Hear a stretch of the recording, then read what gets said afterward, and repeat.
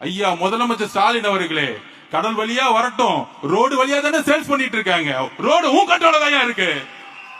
உன் டிஜிபி என்ன பண்ணிட்டு இருக்காரு, கமிஷனர் என்ன பண்ணிட்டு இருக்காரு, இன்ஸ்பெக்டர் என்ன பண்ணிட்டு இருக்காரு, உன் கவுன்சிலர் என்ன பண்ணிட்டு இருக்காரு, மாவட்ட செயலர் என்ன பண்ணிட்டு இருக்காரு, எம்எல்ஏ என்ன பண்ணிட்டு இருக்காரு, ஒண்ணும் பண்ணல.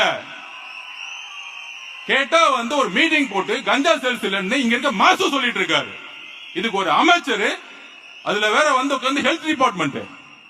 எதுக்கு நீங்க ஹெல்த் டிபார்ட்மெண்ட் வச்சிருக்கீங்க? கஞ்சாவே தமிழ்நாட்டுல இல்லையா?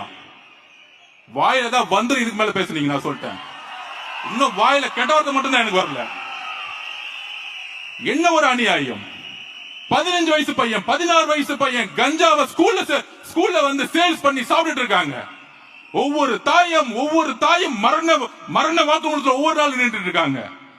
60,000 கோடி ரூபாய் நீங்க சேல்ஸ் இன்க்ரீஸ் பண்ணிட்டீங்க. 160 ரூபாய் 30 நாள் குடிச்சா 4,500, 4,800, 5,000 ரூபாய் புடிங்கிட்டு இருக்கீங்க. டாஸ்மாக் மூலியமா 1000 ரூபாய் கொடுத்துட்டு 5,000 ரூபாய் புடுங்கிறத தமிழக பெண்களுடைய பாதுகாப்பா? நான் கேட்கிறேன். முதலமைச்சர் அவர்களே, ஒரு கோட்டை 120 ரூபாய்க்கு வித்து 30 நாள் குடிச்சு 5,000 ரூபாய் புடிங்கிட்டு இருக்கீங்களே,